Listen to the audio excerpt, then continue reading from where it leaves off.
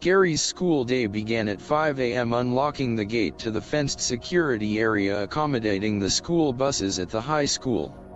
Accessing his Suburban for the journey to the grade school. The custodian's first assignment, for a winter's day, the firing of the 2 large low-pressure steam boilers. Otherwise, his attention then given to the vacuuming of the library, the cleansing of 2 male restrooms, finishing with his upstairs room's desktops and the classroom chalkboards returned to an unused appearance. Followed by the dusting of all horizontal surfaces, an unlocking of the entrance doors, an activation of the main street flashing crossing caution light and the posting of the flags. All to be accomplished in an hour and 45 minutes before the 7 a.m. bus route embarkation. In addition to his morning and afternoon regular suburban bus route, Gary inheriting a noon route, providing the return of the rural morning kindergarten students to Hazleton and east of town. The custodian found Mrs. Elwood's math and Mr. McGee's downstairs science 4th and 5th grade classrooms, conveniently vacated during the last period of the day, enabling him to accomplish their room before the end of the school session. The floors of Gary's other 6 rooms and the hall were managed upon returning from his bus route, as was the gym floor, it having been done in the morning, and on an as-needed basis, especially during weather activity with the student utilizing the gym at noon, and while waiting for their bus transportation. The custodian's goal was to have his 8 classrooms in pristine posture at the beginning of each day when the teacher entered the room. The other custodian, Pam Cooper, evoking another tact, cleaning her classroom during the day, while the students participated at recess, music, or other out-of-classroom activities. The teachers and students never really experiencing a pristine classroom.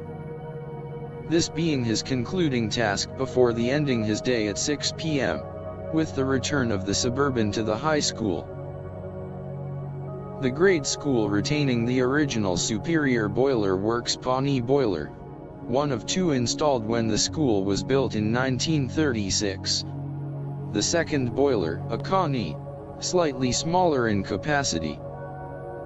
Both boilers, having never been fitted with automated water level controls and had to be filled manually, but having at least one safety device, fitted with an electric sensor that would shut the system down if no flames were detected.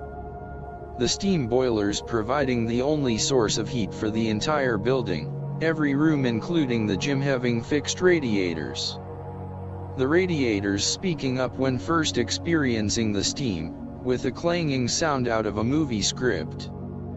Their clamor and clanking resonating throughout the building, caused by non-returning condensation, when the heat from the steam was applied to a cold convector.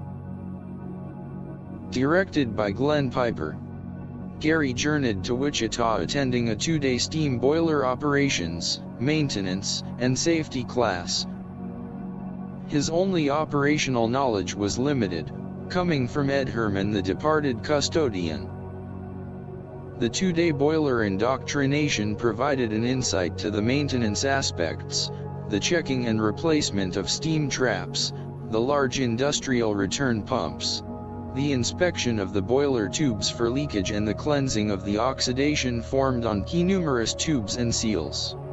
Also included was the proper monitoring of water level and pressure. Gary realized, although the boilers were a remnant from a past era, it was interesting that in another precipitous realm was making his acquaintance. The daytime experience found the yard endeavor time-consuming. The only grass-cutting appliance was a 5-horsepower snapper mower with a 32-inch swath. Mowing during the school day required scheduling, as there was an access restriction to certain areas dictated by the presence of students. The grounds encompassed 2 city blocks, including the Little League baseball diamond, which was always in a state of request for attention. The main street and sidewalk enhancing the length of the building, each with 4 entrances, demanded an ongoing edging application. The most arresting situation confronting the teachers, one that could cause untold frustration: the failure of the copy machine. Gary finding some staff members mechanically inclined, able to remedy minor obstructions, others calling upon him for assistance. The lone copier having an antiquated backup, something the custodian hadn't experienced since his Burkhalter elementary ascendancy in Oakland. An ink-filled, hand-cranked mimeograph machine. The throwback to the past, seeing limited use. Superintendent Piper approached Gary with a solution to the copy machine downtime quandary, asking if he would be interested in working with the contracted vendor, whom was finding it difficult to respond from Wichita every time a problem developed with the machine. Gary agreeing to work with the serviceman, the two meeting at the grade school on a Saturday afternoon. The technician field stripping the copier down to its component parts, Gary observing, taking notes, comprehending their function, and how to determine and resolve any problems. The vendor satisfied with Gary's hands-on approach, his acknowledgement of the equipment's operation, and discernment to diagnose the cause of a malfunctions. At the conclusion of their afternoon session, the vendor offered and Gary accepted a monthly financial gratuity as compensation for the vendor not having to travel the 90-mile for something Gary could resolve.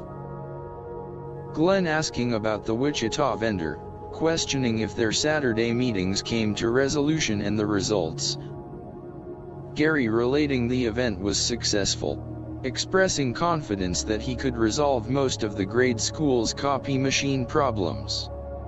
Glenn continued, asking if he would be susceptible in performing this service for all the district copiers, and if so, he would see that he receive a monthly stipend as compensation. Gary was somewhat hesitant in accepting Glenn's offer, considering the added responsibility, but also witness to the inconvenience caused by a down copy machine. Deciding to accept the undertaking,